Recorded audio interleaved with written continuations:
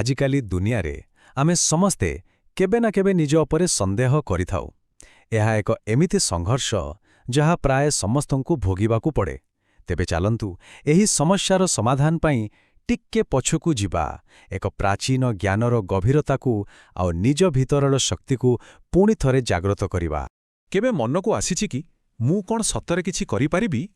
ଏମିତି ଲାଗିବା ବହୁତ ସ୍ୱାଭାବିକ। ଏହା ହେଉଛି ନିଜ ଭିତରର ଦୁର୍ବଳତାକୁ ମାନିନେବା ଭଳି।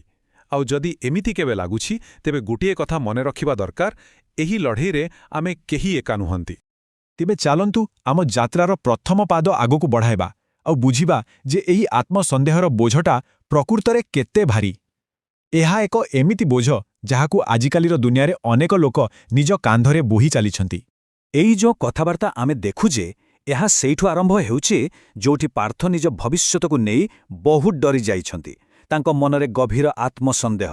ତାଙ୍କୁ ଲାଗୁଛି ଯେ ଜୀବନର ରାସ୍ତା ପୁରା ଅନିଶ୍ଚିତ, ଆଉ ସେ ନିଜେ କିଛି କରିପାରିବା କି ନାହିଁ ସେଇ କଥା ଭାବି ଭାବି ସେ ବ୍ୟସ୍ତ ହୋଇପଡ଼ୁଛନ୍ତି। କିନ୍ତୁ ଏହାର ଉତ୍ତରରେ କୃଷ୍ଣ ତାଙ୍କୁ ବହୁତ ସୁନ୍ଦର ଭାବରେ ବୁଝାଉଛନ୍ତି। ସେ କହୁଛନ୍ତି, ଏହି ଯେଉଁ ଅନୁଭବ, ଏଇଟା କେବଳ ତୁମର ନୁହେଁ, ଏହା ପ୍ରତ୍ୟେକ ମଣିଷର ଅନୁଭୂତି। ଜାଣିଛ, ଏହି ଲଢ଼େଇରେ କେହି ଏକା ନୁହେଁ। ଆଜିକାଲି ପ୍ରାୟ ସମସ୍ତେ ଏହି ଭାରୀ ବୋଝକୁ କେବେ ନା କେବେ ଅନୁଭବ କରୁଛନ୍ତି। ହଉ, ତେବେ ଆସନ୍ତୁ ଜାଣିବା, ଏ ଯେଉଁ ଆତ୍ମସନ୍ଦେହ, ଏହାର ମୂଳ କାରଣ କ'ଣ? କେଉଁଠୁ ଆସୁଛି ଏସବୁ? କାରଣ ଏଗୁଡ଼ିକ ହିଁ ଆମ ମନ ପାଇଁ ଗୋଟେ ଗୋଟେ ଶିକୁଳି ଭଳି କାମ କରନ୍ତି। ତେବେ ଏହି ଯେଉଁ ଭାବନା ଆସେ ଯେ ଆମେ ଯୋଗ୍ୟ ନୁହେଁ ଏବଂ ଏହି ଯେଉଁ ତୁଳନା, ଏସବୁ ଆସେ କୋଉଠୁ? ଏହାର ମୂଳ କାରଣ ହେଉଛି ଆମ ଚାରିପାଖରେ ଥିବା ଚାପ। ଦେଖନ୍ତୁ, ପାଠପଢ଼ାର ଟେନସନ୍, କ୍ୟାରିୟରକୁ ନେଇ ଭୟ, ପରିବାର ଲୋକଙ୍କର ଆଶା, ଆଉ ସବୁଠୁ ବଡ଼ କଥା ହେବା ସୋସିଆଲ ମିଡ଼ିଆ। ସେଠି ଆମେ ଅନ୍ୟମାନଙ୍କ ସହ ନିଜକୁ ତୁଳନା କରୁ। ଏସବୁ ମିଶି ଆମ ମନକୁ ଦୁର୍ବଳ କରିଦିଏ।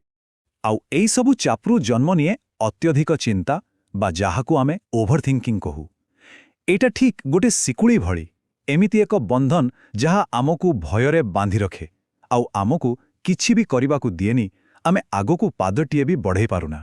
ମନରେ ସବୁବେଳେ ସେଇ ଗୋଟିଏ କଥା ଘୁରିବୁଲେ, ଯଦି ମୁଁ ଫେଲ୍ ହେଇଗଲି ତାହେଲେ କ'ଣ ହେବ? ଲୋକେ କ'ଣ କହିବେ? ଏଇ ଯେଉଁ ଭୟ, ଏଇଟା ଆମର ସବୁ ଶକ୍ତିକୁ ଶୋଷି ନିଏ। ଯେଉଁ ଶକ୍ତି କାମରେ ଲାଗିବା କଥା, ତାହା କେବଳ ଚିନ୍ତାରେ ହିଁ ସରିଯାଏ। କିନ୍ତୁ ଗୋଟେ କଥା ବୁଝିବାକୁ ପଡ଼ିବ, ବିଫଳତା ମାନେ ଜୀବନର ଶେଷ ନୁହେଁ, ଆଦୌ ନୁହେଁ।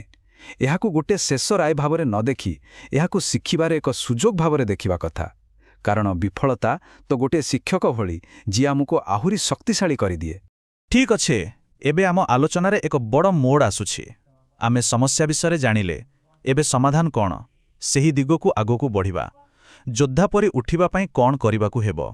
ଏହି ଶକ୍ତିଶାଳୀ ଶ୍ଲୋକକୁ ଟିକେ ଧ୍ୟାନ ଦେଇ ଶୁଣନ୍ତୁ। କ୍ଳୈବ୍ୟମ୍ ମାସ୍ମଗମଃ ପାର୍ଥ ନୈତତ୍ତ୍ୱୟୁପପଦ୍ୟତେ କ୍ଷୁଦ୍ରମ୍ ହୃଦୟ ଦୌର୍ବଲ୍ୟମ୍ ତ୍ୟକ୍ତୋତ୍ତିଷ୍ଠ ପରନ୍ତପ। ଏହା କେବଳ ଗୋଟେ ଉପଦେଶ ନୁହେଁ, ଏହା ଏକ ଆହ୍ୱାନ, ନିଜ ଭିତରର ଶକ୍ତିକୁ ଜଗେଇବା ପାଇଁ ଏକ ସିଧାସଳଖ ଆଦେଶ। ଆଉ ଏ କଥା କେବଳ ଅର୍ଜୁନଙ୍କ ପାଇଁ ନୁହେଁ, ଆମ ସମସ୍ତଙ୍କ ପାଇଁ। ତେବେ ଏହି ଶ୍ଲୋକର ଅର୍ଥ କ'ଣ? ଏହାର ଅର୍ଥ ହେଉଛି, ହୃଦୟର ଦୁର୍ବଳତାକୁ ଛାଡ଼ିଦିଅ ଆଉ ଜଣେ ଯୋଦ୍ଧା ଭଳି ଉଠି ଛିଡ଼ା ହୁଅ। ଗୋଟେ ପଟେ ଅଛି ନିରାଶା, ଯେଉଁଠି ଆମେ ହାର ମାନିଯାଉ, ଆଉ ଅନ୍ୟପଟେ ଅଛି ସାହସ, ଯେଉଁଠି ଆମେ ସବୁ ଆହ୍ୱାନର ସାମ୍ନା କରୁ। ସନ୍ଦେହକୁ ନିଜର ପରିଚୟ ନ ବନାଇ ନିଜର ପ୍ରକୃତ ଶକ୍ତିକୁ ଚିହ୍ନିବାର ସମୟ ଏବେ ଆସିଛି। ଏହାର ସବୁଠୁ ବଡ଼ ବାର୍ତ୍ତା ହେଉଛି, ଏହି ଯେଉଁ ଦୁର୍ବଳତା, ଏହା ଆମର ପ୍ରକୃତ ପରିଚୟ ନୁହେଁ। ଆତ୍ମସନ୍ଦେହ ଗୋଟିଏ ସ୍ଥାୟୀ ଅବସ୍ଥା ମାତ୍ର। ପ୍ରକୃତରେ ଆମ ଭିତରେ ଜଣେ ଯୋଦ୍ଧା ଲୁଚି ରହିଛି, ବାସ୍ ତାକୁ ଖୋଜି ବାହାର କରି ଜଗେଇବାର ଅଛି। ଆଚ୍ଛା, ଯୋଦ୍ଧା ହେବାକୁ ହେଲେ ଆଉ ଗୋଟେ ବହୁତ ଗୁରୁତ୍ୱପୂର୍ଣ୍ଣ ଗୁଣ ଦରକାର, ଆଉ ତାହା ହେଉଛି ଧୈର୍ଯ୍ୟ। ବିଶେଷକରି ଆଜିକାଲିର ଏହି ଇନଷ୍ଟାଣ୍ଟ ରେଜଲ୍ଟ ଯୁଗରେ ଧୈର୍ଯ୍ୟର ମହତ୍ତ୍ୱ ବହୁତ ବେଶୀ। ଆମେ ସମସ୍ତେ ଚାହୁଁ ଶୀଘ୍ର ସଫଳତା ମିଳିଯାଉ, ଶୀଘ୍ର ଫେମସ୍ ହେଇଯିବା, ଶୀଘ୍ର ପଇସା ଆସିଯାଉ। କିନ୍ତୁ ଏହା ଏକ ଭ୍ରମ ଛଡ଼ା ଆଉ କିଛି ନୁହେଁ। ପ୍ରକୃତ ସଫଳତା ପାଇଁ ସମୟ ଲାଗେ। ଏହା କେବଳ ଧୈର୍ଯ୍ୟ ଆଉ ଲଗାତାର ପରିଶ୍ରମରୁ ହିଁ ମିଳେ। ଏହାକୁ ଗୋଟେ ସରଳ ଉଦାହରଣରେ ବୁଝିବା। ଯେମିତି ଆମେ ଗୋଟେ ମଞ୍ଜି ବୁଣୁ, ଆମକୁ ତାପରେ ଅପେକ୍ଷା କରିବାକୁ ପଡ଼େ, ତାକୁ ବଢ଼ିବାକୁ ସମୟ ଦେବାକୁ ପଡ଼େ। ଠିକ୍ ସେମିତି ଆମକୁ ପ୍ରଥମେ ନିଜ କାମ କରିବାକୁ ହେବ, ମାନେ ମଞ୍ଜି ବୁଣିବାକୁ ହେବ। ତାପରେ ଧୈର୍ଯ୍ୟ ରଖିବାକୁ ପଡ଼ିବ, ଆଉ ଶେଷରେ ଯାଇ ଫଳ ମିଳିବ। କାରଣ ଭଲ ଫଳ ପାଚିବାକୁ ତ ସମୟ ଲାଗେ। ଆଉ ଏଠି ଆଉ ଗୋଟେ ବହୁତ ଶକ୍ତିଶାଳୀ କଥା ମନେ ରଖିବାକୁ ହେବ, ଯଦି କେବେ ଥକି ଯାଉଛନ୍ତି ତେବେ ଟିକେ ବିଶ୍ରାମ ନିଅନ୍ତୁ, କିନ୍ତୁ କାମ ଛାଡ଼ି ଦିଅନ୍ତୁ ନାହିଁ। କେବେ ବି ହାର ମାନନ୍ତୁ ନାହିଁ, କାରଣ ଏହି ଯାତ୍ରା ଆମକୁ ଗଢ଼ିବା ପାଇଁ, ଭାଙ୍ଗିବା ପାଇଁ ନୁହେଁ।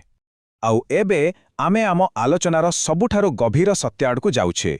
ଏହା ହେଉଛି ସେହି ଅସୀମ ଶକ୍ତିର ଉତ୍ସ ଯାହା ଆମକୁ ଅଟଳ ଆତ୍ମବିଶ୍ୱାସ ଦେବ। ଏହି ଶ୍ଲୋକରେ ହିଁ ସେହି ଗଭୀର ସତ୍ୟ ଲୁଚି ରହିଛି। ନୈନମ୍ ଛିନ୍ଦନ୍ତି ଶସ୍ତ୍ରାଣି ନୈନମ୍ ଦହତି ପାବକଃ ନଚେନମ୍ କ୍ଲେଦୟନ୍ତ୍ୟାପୋ ନ ଶୋଷୟତି ମାରୁତଃ। ଏହା ଆମର ପ୍ରକୃତ ସ୍ୱରୂପକୁ ବର୍ଣ୍ଣନା କରୁଛି, ଆମର ସେହି ଅବିନାଶୀ ପ୍ରକୃତିକୁ, ଯାହା ଭିତରେ ଅସୀମ ଶକ୍ତି ରହିଛି। ଏହାର ଅର୍ଥ କ'ଣ ଜାଣନ୍ତି? ଏହାର ଅର୍ଥ ହେଉଛି ଆମର ଆତ୍ମା ଅବିନାଶୀ। ତାକୁ କୌଣସି ଅସ୍ତ୍ରଶସ୍ତ୍ର କାଟିପାରିବ ନାହିଁ, କୌଣସି ନିଆଁ ଜାଳିପାରିବ ନାହିଁ, ପାଣି ତାକୁ ଓଦା କରିପାରିବ ନାହିଁ, କି ପବନ ତାକୁ ଶୁଖାଇ ପାରିବ ନାହିଁ। ତେଣୁ ଏହାର ସିଧାସଳଖ ଅର୍ଥ ହେଲା, ଆମର ପ୍ରକୃତ ପରିଚୟ ଏହି ଶରୀର ନୁହେଁ। ଆମର ପ୍ରକୃତ ପରିଚୟ ହେଉଛି ଆମର ଆତ୍ମା, ଆଉ ସେହି ଆତ୍ମାକୁ କେବେ ବି ଭଙ୍ଗାଯାଇପାରିବ ନାହିଁ। ଯେତେବେଳେ ଏହି ଜ୍ଞାନର ଆଲୋକ ମିଳେ, ସେତେବେଳେ ଆତ୍ମସନ୍ଦେହ ଗୋଟେ ଭ୍ରମ ପରି ଲାଗେ, କାରଣ ଆମର ଆତ୍ମା ତ ଅଜେୟ, ଆମର ଶକ୍ତି ଅସୀମ। ଏହି ସନ୍ଦେହ ତ କେବଳ ମନର ଏକ ଖେଳ। ତେବେ ଶେଷରେ ଏକ ବଡ଼ ପ୍ରଶ୍ନ ରହିଲା, ଯଦି ଆମର ଆତ୍ମା ସତରେ ଅଜେୟ, ଯଦି ତାକୁ କେହି କ୍ଷତି ପହଞ୍ଚାଇ ପାରିବେ ନାହିଁ, ତାହେଲେ ଏହି ଯେଉଁ ଭୟ, ଏଇଟା କ'ଣ? ଏହା ଆସୁଛି କେଉଁଠୁ? ଏହି ପ୍ରଶ୍ନଟି ଟିକେ ଚିନ୍ତା କରିବା ପାଇଁ ଛାଡ଼ି ଦିଆଗଲା।